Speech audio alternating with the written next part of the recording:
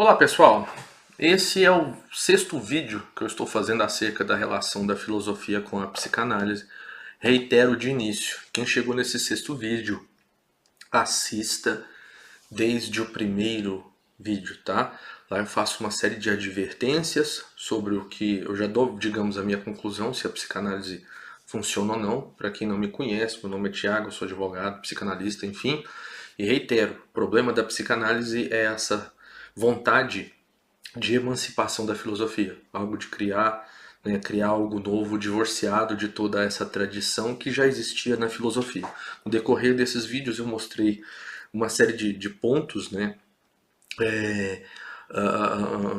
inverdades, falsidades mesmo sobre aquilo que está nos textos de psicanálise, em alguns textos, claro, porque não dá para fazer uma análise, aqui é só por amostragem, tá? Fiz citações de livros, então vão a esses vídeos lá até vocês chegarem aqui, que aqui eu já vou estar falando de um erro mais crasso que Freud cometeu, relacionado à vida de Dostoiévski e algumas outras incorreções, tá? E vou fazer a minha conclusão, tá? Bom, então, nos textos anteriores eu já mostrei como o estudo e a descoberta da sexualidade infantil já existia lá em Santo Agostinho, já existia nas leis de Platão, sobre a questão conceitual e como a filosofia de Sócrates é que fornece a base ao método psicológico psicanalítico moderno, né? Como não existe psicologia moderna, que eu estou dizendo lato sensu, não só a psicologia, todas as modalidades psicoterapêuticas modernas, divorciadas dessa tradição da filosofia. Também mostrei como lá já existia a questão da divisão do intelecto, dessa divisão tripartida que existia do intelecto. Já falei sobre Freud roubar alguns conceitos de Nietzsche, tá? Então assistam os vídeos lá que eu acredito que vão trazer já alguma luz para vocês. Bom, especificamente, nós então já sabemos que Freud não era alguém honesto intelectualmente, tá? Freud tinha toda uma megalomania para criar algo novo, já que as suas experiências, digamos assim, no setor da medicina não tinham causado grandes efeitos, né? Não bastasse isso, tudo que Freud escreveu, aí vai chegando, a obra dele vai evoluindo, aí ele se arrisca então em escrever sobre coisas que ele desconhece totalmente, como, por exemplo, religião, né? Como sociologia, enfim. Falei também sobre os erros, fazendo uma parte aqui, os erros do seu método, né? Como ele utilizava o seu método, né? E inclusive foi apontado por psicanalistas, né? E aqui, no decorrer, né, da feitura da sua obra, da sua escrita, ele se propôs a analisar a vida de personagens que até então eram escritores relevantes naquele momento, ou de pessoas, digamos assim, do passado. E ele faz a análise de duas personagens importantes, uma mais antiga, que é a questão do Leonardo da Vinci, né? E de um contemporâneo, que era o escritor Fyodor Dostoiévski. Então, na sua sanha de poder desvendar, digamos assim, a sua mente humana, de mover o Aqueronte, como eu disse no vídeo anterior, né, de sempre focar na parte baixa da alma humana, né, o que seria algo que os gregos diriam, ele comete vários erros e mentiras sobre a vida do Da Vinci e sobre a vida do Dostoiévski. Aqui, para poder só ilustrar um pouco do que eu estou dizendo, eu vou fazer a leitura aqui de um trecho da biografia do Dostoiévski. Isso é tão relevante, gente. E aí vou fazer uma remissão a um livro para vocês lerem acerca da biografia do Leonardo da Vinci. Mas aqui, eu estou procurando o livro aqui enquanto eu faço o vídeo. E aí eu já vou mostrar um pouco sobre isso. Bom, então aqui a citação que eu vou trazer está no livro, no volume As Sementes da Revolta, tá? E aí Freud tem uma inveja gigantesca de Dostoiévski, porque ele vai dizer que aquilo que ele gasta várias páginas para poder escrever Dostoiévski diz em uma frase. Então Dostoiévski ele tem uma série de insights psicológicos profundos. E aí Freud vai tentar desvendar a questão da sua epilepsia. E Freud escreve um ensaio que chama Dostoiévski e o parricídio, que está totalmente incorreto. Mas vamos lá, esse assunto é tão importante, gente, que o autor cita durante a sua obra, né, o volume 1 dessa biografia do Dostoiévski, que tem 5 volumes, mas aí não só isso, ele vai fazer um apêndice, tá? E aqui eu vou ler só uns trechos. O nome do apêndice está na página 455, que é o caso Dostoiévski segundo Freud. Então, Freud, na sua sanha, né, de desvendar toda a mente humana, nós temos que lembrar que o momento ali, né, Viena e tal, o centro intelectual da Europa. Mas vamos ver se a análise do Dostoiévski, do Freud, estava fundamentada em documentação, né, gente? E ele vai dizer na página 471. A análise de Freud sobre a constituição psíquica de Dostoiévski é também muito pormenorizada, mas boa parte dela não tem nada de particularmente relacionada com Dostoiévski.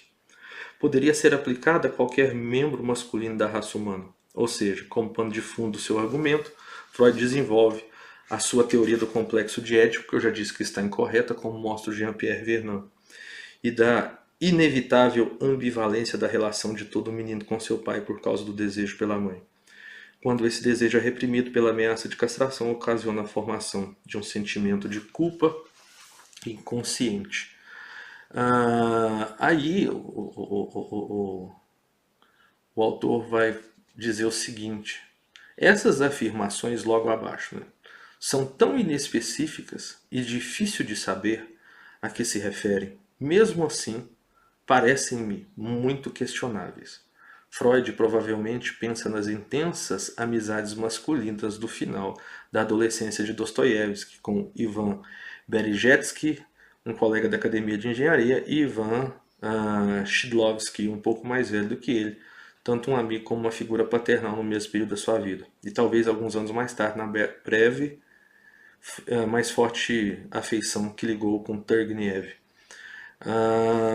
E aí, mais não há nenhuma amizade masculina na vida de Dostoiévski comparável em duração e importância emocional com a amizade de Freud e Fliess e Breuer, por exemplo.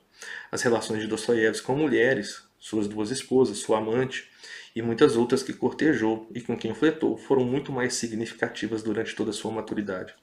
Suas relações de amizade posteriores com homens, até onde podemos ter indicações, não envolvem profundos laços emocionais e se baseiam, sobretudo, em afinidades intelectuais.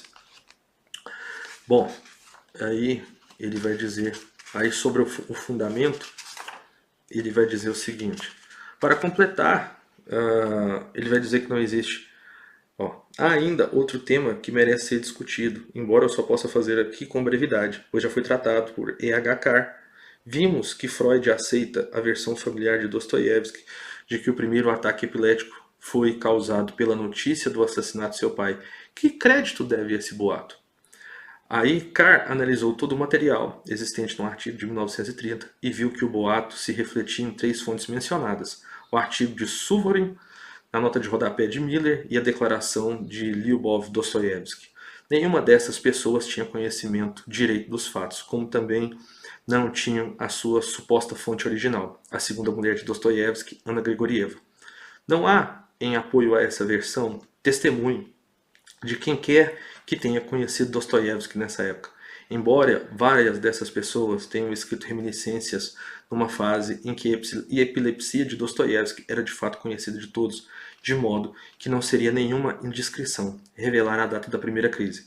Aí tem uma citação desse E.H. Carr. O indício é, na melhor das hipóteses, puro boato, contradiz todas as outras informações escritas e orais, e é provável que uma história tão escassamente comprovada não tivesse sido levada a sério. Se não se ajuntasse tão bem à hipótese dos psicanalistas, se ajustasse, né, tão bem. Não bastasse isso, ah, ele vai mostrar aqui durante todo o artigo que Freud fez, ou não há um único fragmento de prova de qualquer espécie que corrobore a opinião de Freud. Enfim, mais uma das farsas de Freud na sua tentativa de analisar a mente das pessoas que estavam ali. Né? Agora vocês pensem como acreditar numa pessoa que escreve a sua obra fundamentada em mentira. Não bastasse isso, eu vou trazer aqui, eu abri enquanto eu fazia o vídeo, a biografia do Leonardo da Vinci, do Walter Isaacson. E ali, nessa biografia, eu não vou citar o texto aqui também, mas existe um artigo que ele fala sobre a sexualidade de Leonardo da Vinci e que ele mostra que Freud se baseou em traduções incorretas, interpretações tendenciosas, etc, etc, etc. Então, quer dizer, Freud se ateve bem a não só mexer o Aqueronte, como ele era filho do Aqueronte. Né? Então, gente, para dar a conclusão, digamos assim, eu acredito em uma psicanálise, ou vamos falar assim, numa modalidade de terapia que esteja baseada e fundamentada na filosofia antiga, em especial a filosofia de Platão, né? E depois nós temos alguma coisa em Aristóteles, né? Em alguns padres da igreja e em São Tomás de Aquino, Santo Afonso Maria de Ligório, em seu tratado da soteriologia moral, enfim. Passou-se disso, eu desconheço bons frutos, digamos assim. Como eu disse, já que se pelos frutos se conhece a árvore, o meu, vamos falar assim, o meu apelo, se é que eu posso fazer um apelo, é de que as psicoterapias, em especial a psicanálise na qual eu atuo, eu acredito que ela deve ser e estar sempre fundamentada nesses autores, tá? Porque como eu disse aqui, mostrei, né, parcamente, a psicanálise e a psicologia moderna não desenvolveram nada que já não estivesse em germe na filosofia clássica. Tá? Espero que vocês tenham gostado, comentem, façam perguntas. Se eu tiver a capacidade de responder, eu me ponho prontamente a fazer isso. Mas espero que tenha trazido alguma luz dessa necessidade, desse resgate, dessa relação. Tá? Já que a filosofia, então, que é, vamos falar, como eu reiterando a analogia que eu utilizei, é como se a filosofia fosse a base de uma casa sobre as quais são digamos assim, construídas os conhecimentos relevantes e que não podem ser divorciados, os conhecimentos do Ocidente, né, digamos assim. Não existe nenhum conhecimento que seja útil, válido e que eleve o ser humano que não tenha fundamento na filosofia. Toda vez que essas modalidades, seja de ciências, de psicologia, se divorciam, elas se perdem no meio do caminho porque lhes falta o fundamento que é a filosofia clássica. Tá? Então, espero que vocês tenham gostado. Um abraço e até a próxima.